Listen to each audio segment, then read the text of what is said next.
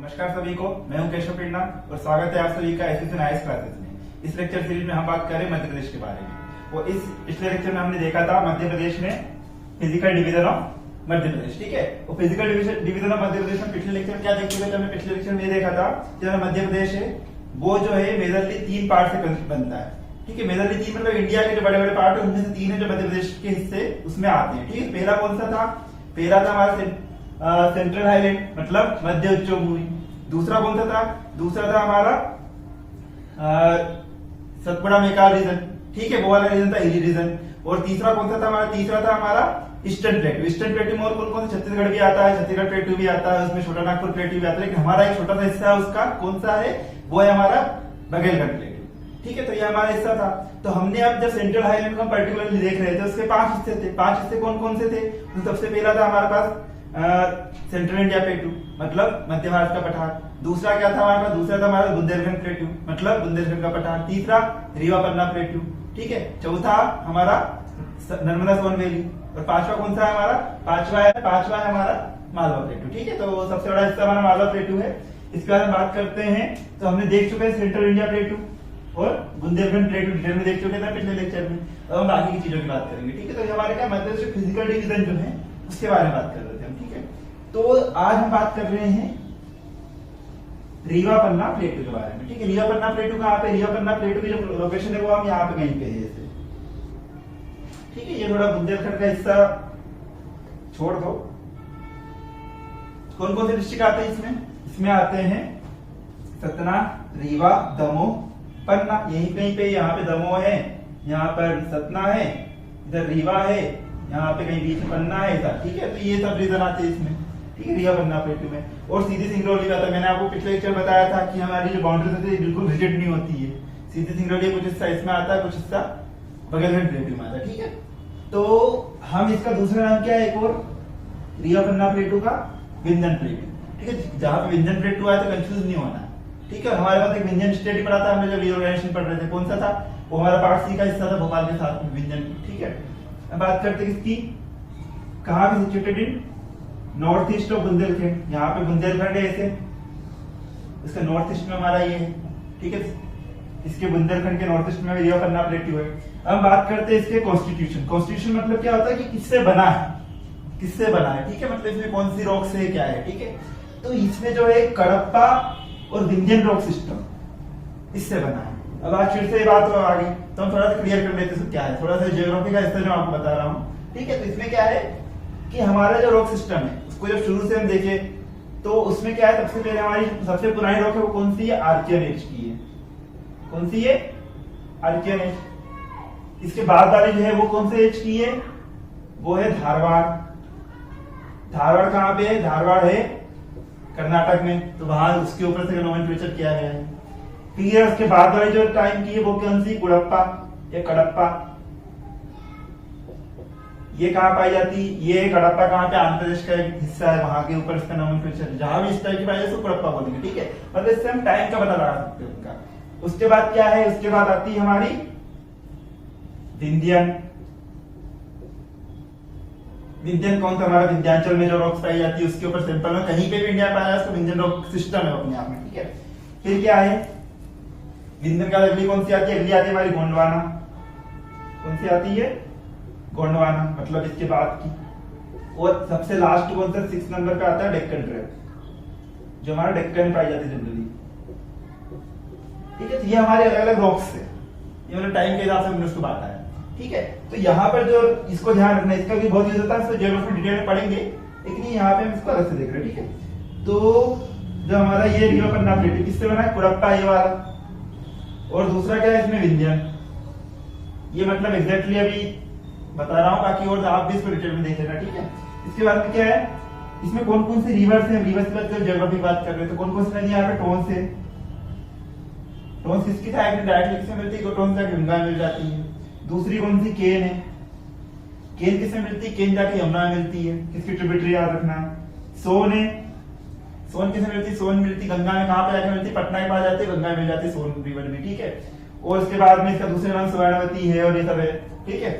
इसके बाद में बात करते हैं इसकी एवरेज हाइट क्या है, किसकी? रीवा पन्ना प्लेटू। इसकी एवरेज हाइट क्या है? इसकी एवरेज हाइट है 300 to 450 मीटर। कितनी है? 300 to 450 मीटर। अब 300 to 450 मीटर हम कैसे नापते हैं? तो इसके लिए हमारे पास क्या एक रेफरेंस होना चाहिए ना। जैसे मेरी हाइट है 5 फीट 10 इंच, तो यहाँ पर इस फ्लोर पे खड़ा तो उसके लिए है, कोई नीचे फर्स्ट फ्लोर पे खड़ा तो उसके लिए क्या मेरी हाइट ज्यादा हो गई। तो अगर हम बोल रहे हैं 300 450 मीटर, तो रेफरेंस क्या है, कहां से नाप रहे हैं? तो कहां से नाप रहे हैं हम? अब मीन सी लेवल, ठीक है, मीन सी लेवल जो हमारा पानी होता है उसका लेवल हमेशा सेम होता है, वो कभी चेंज नहीं होता, ठीक है, पूरी वर्ल्ड में लगभग ऑलमोस्ट। बाकी ज्वार भाटा तो थोड़ा चेंज होता है, इसमें क्या लेते हैं, मीन सी लेवल लेते हैं। और हमारे इंडिया में जो स्टैंडर्ड मीन सी लेवल कहां से लिया जाता है, एग्जाम में क्वेश्चन आता है, कहां से लिया आता है? ये लिया आता है बॉम्बे, ठीक है। तो ये एग्जाम में क्वेश्चन आता है। इसमें एक ऑप्शन था कराची, तो कई सारे बुक्स में हमें कराची भी सही मिलता है। अब ये क्यों मिलता है कि कराची जो है वो अनडिवाइडेड इंडिया में जो था, जो कराची से लेते थे हम लोग, तो जब हमने इंडिया डिवीजन हो गया 1947 में, कराची चला गया पाकिस्तान में, तो इंडिया को अपना रेफरेंस चाहिए ना, तो उसने क्या ले लिया थे, बॉम्बे, ठीक है। अरब सी में ही है ये भी। इसके बाद बात करते हैं कि मैक्सिमम हाइट क्या है इस पे, एवरेज तो है 300 से 450 लगभग, ठीक है। ये क्या है, 750 मीटर, ठीक है।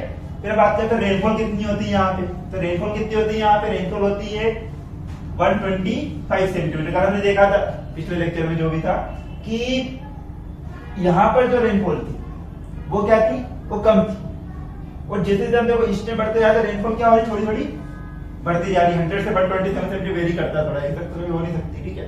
तो क्या होता है, जैसे हम ईस्टर्न पार्ट में बढ़ते जाते, इधर से हम जैसे इधर बढ़ेंगे ना, तो हमारी रेनफॉल क्या होगी, बढ़ेगी, और जैसे जैसे हम साउथ ईस्ट में जाएंगे तो रेनफॉल और बढ़ेगी। इवन ये वाले हिस्से में तो 225 सेंटीमीटर तक बारिश होती है, ठीक है। तो ये सब जो है ये इंपॉर्टेंट है। फिर हम बात करते हैं यहाँ पे क्रॉप कौन सी होती है। देखो यहाँ पे बारिश ठीक ठाक हो रही है, लेकिन यहाँ पे सॉइल देखते हैं, सॉइल कौन सी यहाँ पे, सॉइल यहाँ पे रेड येलो सॉइल, लाल तो नहीं मिलता। अब ये जो रेड येलो सॉइल है, इसकी फर्टिलिटी क्या होती है, इसकी फर्टिलिटी उतनी अच्छी नहीं होती जितनी ब्लैक कॉटन सॉइल की होती है। फिर बारिश में यहाँ पे ठीक ठाक है, इतनी कोई बहुत ज्यादा नहीं है, यहाँ पे इरिगेशन फैसिलिटीज भी उतनी अच्छी नहीं है, ठीक है।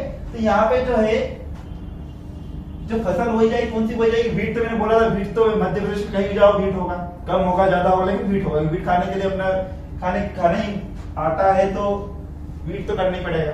इसके बाद हम बात करते हैं ज्वार की। ज्वार होता है मोटा अनाज है। फिर आते हैं ऑयल सीड्स, ठीक है। तो यहाँ पे इन दिनों खेती होती है। फिर हम बात करते हैं क्लाइमेट की। क्लाइमेट मतलब जलवायु, कौन से टाइप की वजह से क्लाइमेट यहाँ पे कॉन्टिनेंटल टाइप। मैंने बताया था कितने पूरे वर्ल्ड को 11 तरह के अलग क्लाइमेट पाए जाते हैं, तो उसमें से हमारे यहाँ पे जो इस रिवा बन्ना प्लेट्यू कौन सा पाया जाता है, कॉन्टिनेंटल टाइप पाया जाता है, ठीक है। और फिर बात करते हैं मिनरल्स। तो मिनरल्स कौन कौन से पाए जाते हैं, इसमें लाइमस्टोन पाया जाता है, कटनी वाले से पाया था लाइमस्टोन, तो कटनी के थोड़े नॉर्थ में मिलता है लाइमस्टोन, पूरे विंध्यन में लाइमस्टोन मिलता है, अच्छा अबंडेंट अमाउंट में। फिर बात करते हैं डायमंड। अब डायमंड तो भैया फेमस है यहाँ कहाँ का, पन्ना का। पन्ना का इसमें है पन्ना, इसमें है पन्ना, तो डायमंड तो इसमें मिलेगा, ठीक है। डायमंड तो यहाँ का मोस्ट इंपोर्टेंट। फिर इसके बाद हम बात करते हैं जिप्सम मिलता है इस हिस्से में, ठीक है। कोरंडम मिलता है इस हिस्से में। कोरंडम किसका हो रहा है, आई थिंक एल्यूमिनियम का, कंफर्म कर देना, ठीक है। और जिप्सम क्या होता है, ये होता है CaSO4 .2H2, ये केमिस्ट्री का क्वेश्चन बन सकता है, ठीक है। और डायमंड तो कार्बन कैलकुलेटर में मालूम है। लाइमस्टोन क्या होता है, CaCO3 होता है, कैल्शियम कार्बोनेट, ठीक है।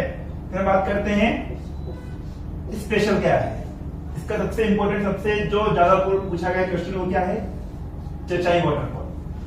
चचाई वाटरफॉल का इंपॉर्टेंट है क्योंकि हमारा मध्य प्रदेश का सबसे ऊंचा जलप्रपात है। क्या है सबसे ऊंचा जलप्रपात कौन सा है, चचाई। इसकी हाइट कितनी, इसकी हाइट है 130 मीटर। 130 मीटर इमेजिन, अगर आपको इसको ऐसे याद करना है डाटा, तो अब इसको याद इसे रख सकते हैं कि हमारी जो एक बिल्डिंग होती है उसकी जनरली कितनी 1.5-2 मीटर हाइट होती है, 2 मीटर हाइट होती है, ठीक है, एक फ्लोर की। तो इसके बाद देखा जाए तो 5 फ्लोर की 10 मीटर हाइट होगी, तो 13-5 तो 65 फ्लोर की अगर बिल्डिंग हो तो उतना ऊंचाई है हमारा जलप्रपात, ठीक है। जैसे हम इसको लॉजिकली थोड़ा ध्यान रख सकते हैं, एक्टिव डाटा इतना याद नहीं रहता है। फिर बात करते हैं, जैसे इसको याद रखना है, इंपॉर्टेंट है, ठीक है, ये इंपॉर्टेंट है, ठीक है। फिर क्या है, ये कौन सी नदी पे है, ये भी इंपॉर्टेंट क्वेश्चन है। कौन सी नदी पे है, बीहड़ रिवर। कौन सी रिवर पे है, बीहड़ पे है। ठीक है, इसलिए नदी का नाम दिया। सब सीधे क्वेश्चन आए हुए एग्जाम्स में कि कौन सी नदी पे है, कितना ऊंचा है, ठीक है, नाम क्या है। और ये जो बीहड़ नदी क्या है, टोंस नदी जो है, टोंस नदी किसमें जाके मिलती, गंगा में, उसकी ट्रिब्यूटरी है बीहड़ नदी, उसकी सहायक नदी है। ठीक है, तो जो बीहड़ नदी है उसके ऊपर एक कौन सा, चचाई वाटरफॉल है, सबसे ऊंचा जलप्रपात है। ठीक है, तो हमने देख लिया इसके बारे में पूरा, किसके बारे में, रीवा पन्ना प्लेटू के बारे में। ठीक है, और अगले इसमें किसकी बात करेंगे, हम अगले में कर लेंगे मालवा प्लेटू की बात। तो अब हम बात करेंगे मालवा प्लेटू के बारे में। ठीक है, तो हमारा मालवा प्लेटू जो है ये सबसे इंपॉर्टेंट तो कहां पर है, तो ये वाला हिस्सा जो हमारा है, ये वाला हिस्सा, मतलब थोड़ा सा गुना भी आ जाता है इसमें। ठीक है, ये वाला ही हमारा हिस्सा क्या है, ये मालवा प्लेटू है।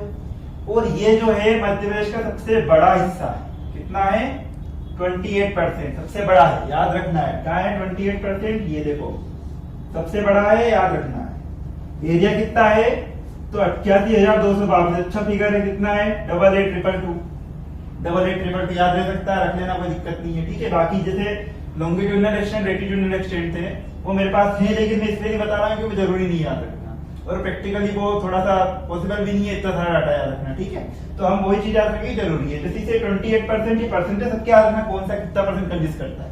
अब जिसमें ये तो बहुत इंपॉर्टेंट क्योंकि सबसे लार्जेस्ट है ये। स्मॉलेस्ट कौन सा है, बुंदेलखंड है। ठीक है, वो भी हमने देखेंगे, भी देखेंगे आगे। ठीक है, अब हम बात करते हैं कौन कौन से डिस्ट्रिक्ट आते हैं इसमें। डिस्ट्रिक्ट कौन कौन से आते हैं, भोपाल आता है, सीहोर आता है, इंदौर आता है, उज्जैन आता है, 15 डिस्ट्रिक्ट आते हैं पूरे। ये देखो कितना बड़ा एरिया है, इसमें पूरा तो उज्जैन संभाग आ जाएगा। ठीक है, उसके अलावा थोड़ा सा और भी भोपाल का भी हिस्सा आएगा इसमें। इसके अलावा इंदौर संभाग के ऑलमोस्ट आएगा, बस नर्मदा वैली और नीचे जो सतपुड़ा मैदान में आ जाता है निमाड़ रीजन, उसको छोड़ दो तो इंदौर संभाग को ऑलमोस्ट कवर हो जाता है। जैसे क्या 15 डिस्ट्रिक्ट है, सारे डिस्ट्रिक्ट के नाम नहीं, एक बार देख लेना आप। ठीक है, इसका क्या है, entire western region of MP लगभग पूरा ही आता है, बस ये थोड़ा सा इसको साउथ वेस्ट को हल्का छोड़ दो तो बाकी तो पूरा ही आता है। फिर क्या है, कॉन्स्टिट्यूशन, मतलब किससे बना है, अपन ने इसकी बात की थी, किससे बना है ये बना है डेक्कन ट्रेप रॉक से। डेक्कन ट्रेप कौन सा, ये वाला सबसे आगे। और ये देखो डेक्कन ट्रेप से बना है, और जब डेक्कन ट्रेप का वेदरिंग और इरोजन होता है तो क्या बनती है, तो बनती है हमारी ब्लैक कॉटन सॉइल। यहाँ पे देखो सॉइल कौन सी पाई जाती है, ब्लैक कॉटन। तो हम कहते क्या करेंगे, लिंक करेंगे इनका आपस में। ठीक है, क्या करेंगे, सबको लिंक करेंगे। क्या है ये, सॉइल है ब्लैक कॉटन, और रॉक कौन सी, डेक्कन ट्रेप। और इस कैसे होती है वेदरिंग, अब फिर थोड़ी ज्योग्राफी बात कर रहे हैं, ज्योग्राफी की बात कर रहे हैं। ठीक है, वेदरिंग कैसे होती है, वेदरिंग जो हमारी रॉक्स होती है उनकी दो तरह से होती है। उसके लिए तो फिजिकल एजेंट होते हैं, उसके अलावा क्या होते हैं हमारे, उसके अलावा बायोकेमिकल एजेंट्स होते हैं। तो फिजिकली क्या क्या होता है, जैसे रेन है, मतलब वाटर है, टेम्परेचर है, सबसे होती है, विंड से होती है। ठीक है, टेम्परेचर क्या होगा, टेम्परेचर बढ़ेगा तो एक्सपांड होगी, रॉक बड़ी है वो एक्सपांड होगी। फिर टेम्परेचर कम होगा, फिर वो क्या होगी, श्रिंक होगा। उसमें बार बार ये चीज चलेगी, तो क्या है, उसमें क्रैक्स डेवलप हो जाएगी। फिर क्या होगा, उसमें जैसे ही किसी वेदरिंग एजेंट आएगा पानी वगैरह, तो उसको बहा के ले जाएगा, फिर उसको बहा के ले जाएगी। ठीक है, तो ये हमारा फिजिकल एजेंट के थ्रू वेदरिंग हो जाती है। तो ऐसे हमारी रॉक बनती है, बहुत लाखों साल की प्रोसीजर है, पर ये होती है। ठीक है, इसके बाद किसकी बात करते हैं, बायोकेमिकल। बायोकेमिकल कैसे होते हैं, मान लो कोई रॉक है, उसके अंदर कुछ छोटे मोटे प्लांट्स उग गए, अब वो अपनी जड़ें अंदर डालेंगे, इससे क्या करेंगे, उसमें उसके डिसइंटीग्रेशन करेंगे। ये डिसइंटीग्रेशन जो होता है ये वेदरिंग होती है। ठीक है, तो इसके थ्रू क्या होता है, हमारी रॉक से किस में कन्वर्ट होती है, सॉइल में कन्वर्ट होती है। ठीक है, फिर हम बात करते हैं एवरेज एलिवेशन। एवरेज एलिवेशन मतलब एवरेज एलिवेशन कहाँ से, मीन सी लेवल। मीन सी लेवल कहाँ रहते हैं, बॉम्बे से रहते हैं। तो क्या है इसमें 350 से 450 मीटर। अभी मुझे याद है पिछले लेक्चर में, शायद फोर्थ लेक्चर था, उसमें एक चीज मैंने बताई थी, कौन सी बताई थी, कि मध्य प्रदेश का कश्मीर किसे कहा जाता है। तो मैंने बोल दिया था उसमें शिवपुरी। तो एक्चुअली शिवपुरी नहीं है, ठीक है, कौन सा है, वो नरसिंहगढ़ है। नरसिंहगढ़ है, नरसिंहपुर भी नहीं है। क्या नरसिंहगढ़ है, कहाँ पे, राजगढ़ डिस्ट्रिक्ट में। ठीक है, उसमें कमेंट बॉक्स में लिखा भी है मैंने उसको प्रॉपर्ली। उसमें उससे एक और गलती हुई थी, शायद मैंने पचमढ़ी को उसमें शीतकालीन राजधानी बोलते हैं, ग्रीष्मकालीन राजधानी। ठीक है, तो कॉमन सेंस की बात, इसमें दिक्कत नहीं, हो जाता है बोलते टाइम। ठीक है, फिर क्या है, इसकी मैक्सिमम हाइट क्या है, मैक्सिमम हाइट क्या है इसकी, कहां पे, सिगार चोटी। सिगार चोटी कहां पे है, ये है इंदौर के पास में। कितनी हाइट है इसकी, 881 मीटर है। ठीक है, तो ये जरूर याद रखना, इंपोर्टेंट डाटा है, खूब पूछा गया एग्जाम में कितनी बार। मालवा की सबसे ऊंची चोटी कौन सी है? सिगार। कितनी है? 881। उसी तरह एक और डाटा याद रखना है। क्या याद रखना है? कि वहां पे हमारी जाना पाव हिल्स है, इसी के आस पड़ोस में कहीं पे। इसकी हाइट कितनी? इसकी 854। तो जनरली क्या होता है, जाना पाव भी नाम सुना रहता है, सिगार भी नाम सुना रहता है, दोनों ऑप्शन में ए भी रहता है, जाना पाव लगा देते करेंगे। अब जाना पाव नाम क्यों सुना रहता है? कि जाना पाव जो है ये किसका उद्गम स्थल है? चंबल नदी का उद्गम स्थल, इसलिए हमने जाना पाव सुना रहता है। ठीक है, तो जाना पाव जो है वो क्या है? चंबल का उद्गम है, लेकिन मालवा की हाईएस्ट पीक नहीं है। मालवा की हाईएस्ट पीक कौन सी है? सिगार। कितनी है? 881 मीटर। ठीक है, तो दोनों के साथ याद रखेंगे हम दोनों डाटा। फिर बात करते हैं किसकी, कौन कौन सी रिवर। तो रिवर देखो, चंबल। अब चंबल जो है अपने खास स्वरूप में तो वहां जाके आती है सेंट्रल इंडिया प्लेटू, जहाँ पे वो गली रोम करती है, वहां बिहड़ का निर्माण करती है। ठीक है, लेकिन उद्गम कहाँ पे? मालवा में, यहाँ से जाती है। फिर कौन सी नदी? यहाँ पे माही नदी है। माही रिवर किसके ट्रिब्यूटरी है? माही किसी के ट्रिब्यूटरी नहीं, माही सीधा ओशन में जाती है। ठीक, कौन से में? अरेबियन ओशन में जाती है। ठीक है, फिर इसके बाद क्या बात करते हैं? शिप्रा। शिप्रा क्या है? गंगा ऑफ मालवा, मोक्षदायिनी शिप्रा। महाकाल मंदिर उज्जैन की स्थापना इसके किनारे है। ठीक है, फिर क्या है? यहाँ पे हर 12 साल में कुंभ होता है, ये सब याद रखना। ठीक है, तो शिप्रा किसकी सहायक नदी? शिप्रा है चंबल की। हम नदियों में वो डिटेल में पढ़ेंगे। ठीक है, और चंबल का हमने देखा उद्गम स्थल का जाना पाव हिल्स है। हमारे शिप्रा गांव पे उद्गम स्थल शिप्रा का है इंदौर के पास में, सर काकड़ाबड़ी है। इसके बाद में क्या है? काली सिंध। काली सिंध रिवर की किसकी सहायक नदी है? चंबल की है। ठीक है, और ये जो काली सिंध है ये कहां से उद्गम स्थल इसका? बागली है, देवास डिस्ट्रिक्ट में बागली नाम की जगह है, वहां से। ठीक है, फिर इसके बाद पार्वती की बात करते हैं। पार्वती रिवर है। पार्वती रिवर राजस्थान जाके मिलती है, किसमें? चंबल में मिल जाती है। और पार्वती का उद्गम स्थल कहाँ पे? पार्वती का उद्गम स्थल कहाँ पे है? पार्वती का उद्गम स्थल है आष्टा। आष्टा कहाँ है? सीहोर डिस्ट्रिक्ट में। ठीक है, वहां पे पार्वती का उद्गम स्थल है। जैसे मालवा में ओरिजिन भी है इनका। ठीक है, फिर हम बात करते हैं, तो ये सब किसका पार्ट है? गंगा बेसिन का पार्ट है। ठीक है, फिर हम इसकी बात करते हैं क्लाइमेट कौन सा पाया था यहाँ पे? यहाँ पे कौन सा क्लाइमेट पाया था? Tropical monsoon type climate. कौन सा? Tropical monsoon type climate. और इसी क्लाइमेट में जो मालवा का क्लाइमेट है, इसको क्या बताया पाइयान ने? पाइयान कौन थे? पाइयान एक चीनी यात्री थे। किसके दरबार में आए? चंद्रगुप्त द्वितीय के दरबार में। इसको चंद्रगुप्त विक्रमादित्य भी कहते हैं, गुप्त शासक थे। उनके दरबार में आए चीनी यात्री पाइयान। उन्होंने क्या बोला? उन्होंने मालवा का क्लाइमेट क्या बोला? वर्ल्ड का बेस्ट क्लाइमेट, मतलब दुनिया की सबसे अच्छी जलवायु अगर कहीं की तो मालवा की, ये उन्होंने बोला था। ठीक है, इसके बाद बात करते हैं यहाँ पे क्रॉप कौन सी होती है? क्रॉप मतलब फसलें। तो यहाँ पे कौन सी होती है? यहाँ पे कॉटन, कपास। कपास क्यों? अब इसको भी लिंक कर लो, ब्लैक कॉटन सॉइल है। ब्लैक सॉइल को बोलते हैं ब्लैक कॉटन सॉइल, क्यों बोलते हैं? इसमें कपास के बहुत उत्पादन होता है। ठीक है, और जैसे हम साउथ में बढ़ेंगे ना इस रीजन में, तो वैसे से ब्लैक कॉटन सॉइल और अच्छी गहरी ब्लैक होती चली जाती है। इसलिए यहाँ पे जो ये कौन सा? खंडवाल खरगोन, यहाँ पे क्या होता है? कपास से ज्यादा उत्पादन होता है। इनको क्या बोलते हैं? District of white gold. White gold किसको आया था? कपास से पाया जाता है। ठीक है, तो ये सब याद रखना है। इसके बाद में क्या है? सबको समझना, लिंक करना है। ठीक है, और सोयाबीन। सोयाबीन जो अच्छा आ रहा है, ब्लैक सॉइल है। इसके बाद में अच्छी रेनफॉल, एडिक्वेट रेनफॉल मिल जाती है। क्लाइमेट फेवरेबल होता है, बहुत ज्यादा रेनफॉल मिले तो बहुत कम मिले तो अच्छी सॉइल हो। ठीक है, इसके बाद में किसका? ग्राम चना का। चना कौन सी है? रबी की क्रॉप है। ये दोनों, ये क्या है? खरीफ की क्रॉप है। ठीक है, इसके बाद बात करते हैं शुगर केन। शुगर केन भी होता है यहाँ पे। शुगर केन को अच्छा पानी चाहिए होता है। इसके बाद बात करते हैं ग्राउंडनट, मूंगफली, ये भी यहाँ पे खूब होती है। अब बात करते हैं ये देखो वीट। वीट मैंने स्टार मार्क क्यों किया है? Most important, wheat bowl of Madhya Pradesh क्या है? मालवा प्लेटू। ठीक है, तो wheat bowl of Madhya Pradesh क्या है? मालवा प्लेटू। यहाँ पे लिख लो चाहो तो, wheat bowl of Madhya Pradesh क्या है? मालवा प्लेटू। ये बहुत इंपोर्टेंट क्वेश्चन आता है, हर बार याद रखना है। ठीक है, अब यहाँ पे रेनफॉल कितने थे? रेनफॉल यहाँ पे होती है 75 से 125 सेंटीमीटर। देखो रेनफॉल जैसे जैसे वेस्टर्न में आएंगे थोड़ी कम होती चली जाएगी, तो यहाँ पे भी इतनी ज्यादा थोड़ी सी कम है। ठीक है, इससे कम है। ये जो रीवा पर ने देखा था उससे, ये जैसे ईस्ट में आएंगे तो रेनफॉल क्या बढ़ती चली जाएगी। बुंदेलखंड में और कम है और इधर तो और कम है सेंट्रल इंडिया में। ठीक है, इसमें भी मालवा में दो हिस्से हैं, जो वेस्टर्न मालवा उसमें और कम है, ईस्टर्न मालवा उसमें ठीक है। ठीक है, अब हम बात करते हैं टोपोग्राफी की। तो टोपोग्राफी जो हमारी है वो क्या है? प्लेन अपलेन। प्लेन अपलेन क्यों है? प्लेन अपलेन का मतलब होता है ये मैदानी उच्च भूमि। ठीक है, क्या है? मैदानी उच्च भूमि। अब इसके बाद टोपोग्राफी मतलब होता है उच्चावच। ठीक है, और ये सारे जो पढ़ा रहा हूँ सारे क्वेश्चंस मेंस में आते हैं, यूपीएससी मेंस में। प्री के लिए तो सारे शॉर्ट पॉइंट सही थे, मेंस सीधा क्वेश्चन आता है बुंदेलखंड के बुंदेलखंड की धरातली संरचना का वर्णन कीजिए, मालवा प्लेटू का वर्णन कीजिए। ये सब 6 नंबर के क्वेश्चन है। वो चाहे तो वो सेंट्रल हाईलैंड पूरा कितने पूछ लेंगे, 15 पूछ सकते हैं, 11 पूछ सकते हैं 2020 के हिसाब से बात की जाए तो इनको हिसाब से तैयार करना, ठीक है। फिर हम क्या करते हैं, एवरेज टेम्परेचर। एवरेज टेम्परेचर कहाँ तक आते देखो, 40 to 42.5 डिग्री सेल्सियस समर में, ये ज्यादा हो जाता है। और विंटर में देखो 10 से 12.5 डिग्री सेल्सियस। देखो विंटर में सब बहुत कम भी नहीं हो रहा है कि 5, 4, 3 डिग्री पहुंच गया है, और समर में 45 डिग्री सेल्सियस पहुंच गया है। अगर ये थी कंडीशन क्या बोलते हैं, एक्सट्रीम कंडीशन बोलते हैं। ये क्या है, ये है मॉडरेट कंडीशन, ठीक है, मॉडरेट क्लाइमेट। इसलिए तो क्या बोला 5 में best climate of the world, क्योंकि यहाँ पे सब कुछ ठीक ठाक है, मतलब ऐसा ना तो बिल्कुल एक्सट्रीम कुछ नहीं है, ठीक है। फिर क्या बोला, यहाँ का अपना स्पेशल विशेष बात क्या है, तो हमने देख ली जाना पाओगे यहाँ पे कितनी है पर सेंटीमीटर, इसमें लिख रहे थे चंबल रिवर, ताकि ध्यान रहेगा, नोट्स बता चलना साथ साथ में, या बाद में लेक्चर रोक के बना लेना। क्या है, चंबल रिवर, ठीक है। फिर बात करते हैं यहाँ पे दूसरी चीज क्या है special, Udayagiri caves. Udayagiri caves कहाँ पे है, इसका डिस्ट्रिक्ट हमने भी शायद देखा नहीं है। तो उदयगिरी केव्स कहाँ पे, उदयगिरी केव्स है हमारे विदिशा डिस्ट्रिक्ट, ठीक है।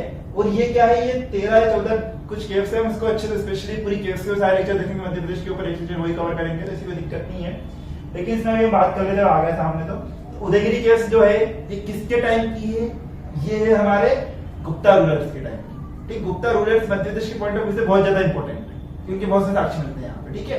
तो उदयगिरी केव्स जो है किसके टाइम की, गुप्ता के रूलर्स के टाइम की है।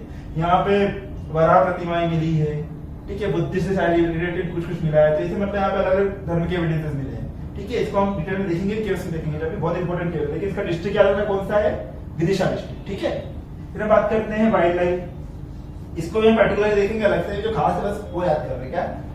तो सरदारपुर अभ्यारण्य, सरदारपुर सेंचुरी कहाँ पे है, ये है धार में, कहाँ पे ये अभी देख रहे हैं, फिर बाद में स्टूडियो में देखेंगे। रातावानी अभ्यारण्य कहाँ पे है, रातावानी अभ्यारण्य सीहोर और रायसेन दोनों का एरिया आता है। और ये अपना मध्य tiger reserve, Madhya Pradesh 7 tiger reserve है, इसमें 6 हमारे नेशनल पार्क है और 1 हमारी सेंचुरी, ये भी टाइगर रिजर्व। ये सिर्फ मध्य प्रदेश की एक सेंचुरी और क्या टाइगर रिजर्व, ये याद रखना, ठीक है। फिर तीसरी क्या, राणा मंडल कहाँ पे, इंदौर में है। सबसे छोटी हमारी वाइल्ड लाइफ सेंचुरी कौन सी, राणा मंडल है। और सबसे बड़ी हमारी वाइल्ड लाइफ सेंचुरी कौन सी है, नौरादेही। नौरादेही कहाँ पे, सागर में है। सीधा क्वेश्चन बनता है। अब क्या बात करते हैं इंडस्ट्रियल एरिया, मतलब ये हमारी ज्योग्राफी तो यहाँ पे खत्म हो जाती है, ये भी थोड़ा सा, ठीक है। बाकी अगर ये इकोनॉमिक पॉइंट ऑफ व्यू से, लेकिन ये इतने इंपॉर्टेंट क्वेश्चन को बार बार डिस्कस करेंगे हर टॉपिक के साथ, तो क्या हमारे माइंड में उसकी इमेज बन जाएगी। तो अभी हमारे इंडस्ट्रियल एरिया कौन कौन से इंपॉर्टेंट है, इंडस्ट्रियल एरिया कौन कौन से, एक तुम्हारा पीथमपुर है। पीथमपुर कहाँ पे, इंदौर में, बिल्कुल गलत, इंदौर में बिल्कुल नहीं, कहाँ पे है, पीथमपुर है धार में, इंदौर के पास में है, लेकिन डिस्ट्रिक्ट कौन सा है, धार है। जनरल लोगों से गलत होता है, इसका ध्यान रखना है। पीथमपुर कहाँ पे है, धार में, ठीक है। तो पीथमपुर क्या कहा जाता है, डेट्रॉइट ऑफ मध्य प्रदेश। क्यों कहा जाता है, यहाँ पे ऑटोमोबाइल इंडस्ट्री बहुत ज्यादा है, ठीक है। ऑटोमोबाइल इंडस्ट्री की वजह से क्या बोलते हैं इसको, पीथमपुर को डेट्रॉइट ऑफ मध्य प्रदेश। अब क्या है, और ये चलो याद रखना कौन से डिस्ट्रिक्ट में, धार में। इसके बाद क्या है, मंडीदीप। मंडीदीप कहाँ पे है, भोपाल में, ये भी गलत है, भोपाल में नहीं, कहाँ पे है, रायसेन डिस्ट्रिक्ट। मंडीदीप भोपाल से पास पड़ता है, जिन लोगों ने देखा होता है उनको ज्यादा गलत करके आते थे क्वेश्चन, क्यों उनको लगता है भोपाल के पास में मंडीदीप है, लगा दिया, गलत हो गया। तो क्या है, भोपाल के पास में है, लेकिन बॉर्डर क्या है इसकी, रायसेन डिस्ट्रिक्ट पड़ता है, ठीक है। तो ये दोनों स्पेशली ऐसे हमारा क्या है, बानमोर ग्वालियर के पास पड़ता है, लेकिन डिस्ट्रिक्ट कौन सा उसका, डिस्ट्रिक्ट उसका मोरेना है, ठीक है। तो ये जो चीजें कंफ्यूजिंग है इसको स्पेशली जोड़ दे के याद रखो, तो उससे क्या होता है, कभी हम कंफ्यूज नहीं होते। और ऐसे हमने इसको सबको एक इंटरेस्ट चलते हैं, तो क्या होता है, एग्जाम टाइम में हमारे सामने डिलेमा आ जाती है, क्या है सही क्या है गलत, ठीक है। तो इसलिए क्या, जो हमें लगता है कंफ्यूजन उसको भी क्लियर करो, हम नहीं क्लियर के सिगार और जाना पाओ वाला।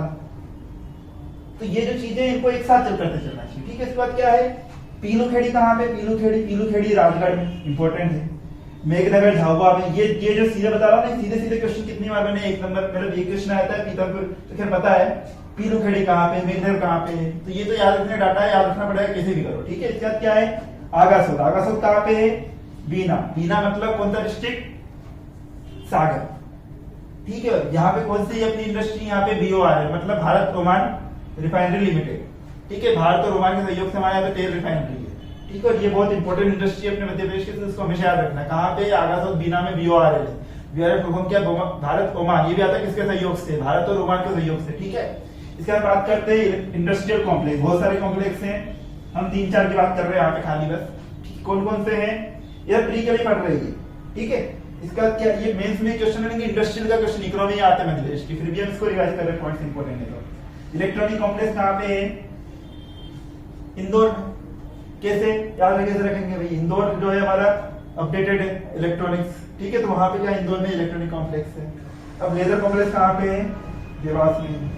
बैंक नोट प्रेस सबको पता कहाँ पे है, देवास में, देवास की पहचान है बैंक नोट प्रेस में। इसके बाद हम बात करेंगे स्टेनलेस स्टील, स्टेनलेस स्टील का कहाँ पे कॉम्प्लेक्स है, ये सागर में। आप कैसे करेंगे, देखो स्टेनलेस स्टील सागर सब में सारा है, तो ये खुद ही बोल रहे हैं सागर में, ठीक है। तो हमने क्या देख लिया, स्टेनलेस स्टील कहाँ पे, सागर में। तो हमने बात कर ली किसकी, मालवा प्लेटू की। अब किसकी बात करेंगे हम, एक और बचा है हमारा सेंट्रल हाईवे, कौन सा बचा है, नर्मदा सोनभद्र, हम उसकी और बात करेंगे, ठीक है। तो अब हम बात करेंगे नर्मदा सोन वैली के बारे में, ठीक है। हमने क्या देख लिया, मालवा प्लेटू देख चुके हैं हम, अब हम बात करेंगे नर्मदा सोन वैली के बारे में। जो नर्मदा सोन वैली क्या है, हमारे मध्य सबसे जो डीपेस्ट पॉइंट है वो यही है, नर्मदा सोन वैली में है, ठीक है। अब बात करते हैं यहाँ के नर्मदा सोन वैली का एरिया कितना है, कितना एरिया इसका, 8600 स्क्वायर किलोमीटर। मालवा कितना, 88822, तो वो ज्यादा था, इसलिए वो सबसे बड़ा पार्ट है। ये सेकंड लार्जेस्ट पार्ट है, कितना है ये 27.92, तो वो 28% से भी ऊपर है, ठीक है। अब हम इसकी बात करें कहाँ पे नर्मदा सोन वैली, तो कहाँ पे है ये, यहाँ इस रीजन में है, यहाँ से सोन निकली है, तो थोड़ी सी ये वाला रीजन मान लो, इसमें ऐसा कुछ रीजन है इसका। पूरी ये ईस्ट से लेके वेस्ट तक फैली हुई है, ठीक है। यहाँ पे सोन रिवर इसकी वैली, और इधर नर्मदा आ जाती है इसकी वैली। यहाँ पे ये अपना बघेलखंड है, ठीक है। तो ये समझ में आ रहा है क्लियरली क्या है।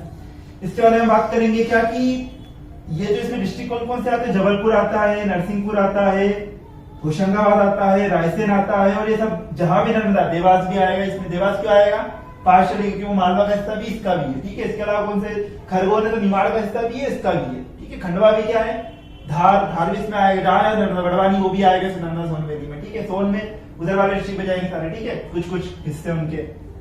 फिर बात करते हैं किससे बाउंडेड होता है, तो विंध्य, कैमूर, भांडेर इधर साइड होते हैं, विंध्य, भांडेर, कैमूर ये, ठीक है। और सदर्न में साइड कौन सा होता है, सदर्न में देख सकते हैं कौन सा होता है, सतपुड़ा मैकान। इसको जरा पहाड़ अलग कर दो, ये सतपुड़ा मैकान इसके साउथ में, मैकान थोड़ा सा इधर ऐसा जाता है ना। तो ये क्या है, इससे बाउंडेड है, साउथ में सतपुड़ा मैकान से और नॉर्थ में विंध्यन, कैमूर और भांडेर से, ठीक है।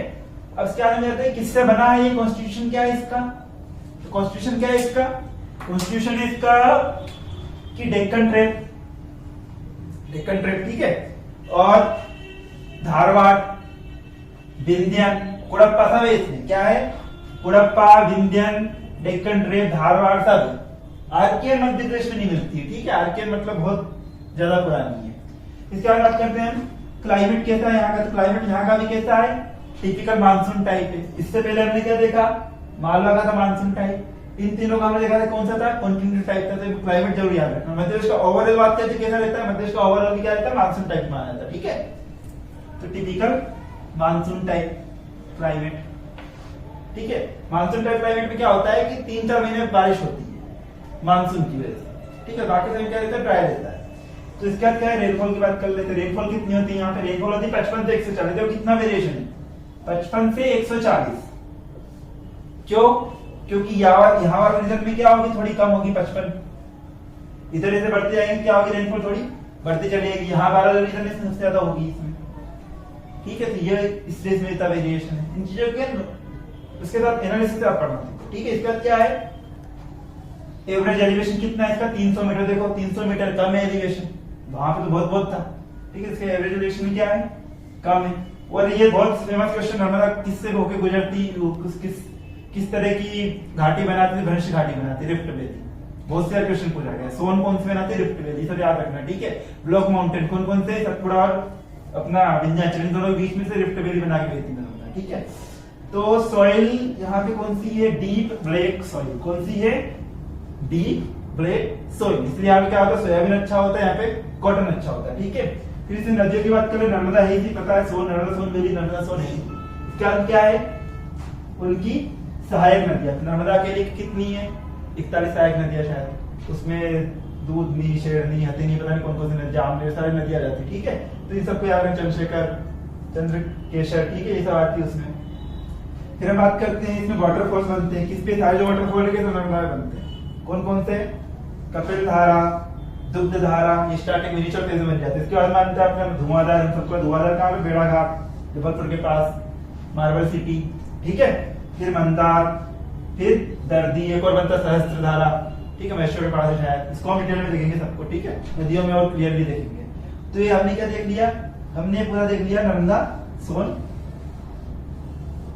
वैली, ठीक है। तो हमारे इसमें हमने क्या पढ़ा आज के लेक्चर में? हमने पढ़ा सेंट्रल हाईलैंड जो थी ये 5 हिस्सों में डिवाइडेड थी, 1 2 3 4 5। इसमें तो पहला और दूसरा पिछले लेक्चर देखते हुए कौन कौन सा था? सेंट्रल इंडिया प्लेटू और बुंदेलखंड प्लेटू। इस लेक्चर में बात करी रीवा पन्ना प्लेटू के बारे में, इसके बारे में बात करी मालवा प्लेटू के बारे में, इसके बारे में बात करी नर्मदा सोन वैली के बारे में, ठीक है। तो तीनों लेक्चर हमारे तीनों हमारा पूरा सेंट्रल हाईलैंड क्या होगा? कवर हो गया वो हमारा। अब मध्य 2 हिस्सों में और है, 3 हिस्से है टोटल। अब दूसरे कौन से? सतपुड़ा मेकाल रेंज है, वो छोटा ही है। इसके बाद में कौन सा हमारा ईस्टर्न प्लेटू, इसमें कौन सा? बुंदेलखंड प्लेटू है, वो पढ़ना है। तो इसके बारे में किस बात करेंगे? नेक्स्ट लेक्चर में बात करेंगे। तो क्या हुआ? सॉरी, जब अभी मैंने बोला शायद कौन सा बोल दिया मैंने? बुंदेलखंड, तो बघेलखंड प्लेटू, ईस्टर्न प्लेटू, ठीक है। इसके बारे में बात करेंगे अगले लेक्चर में। तो तब तक के लिए धन्यवाद।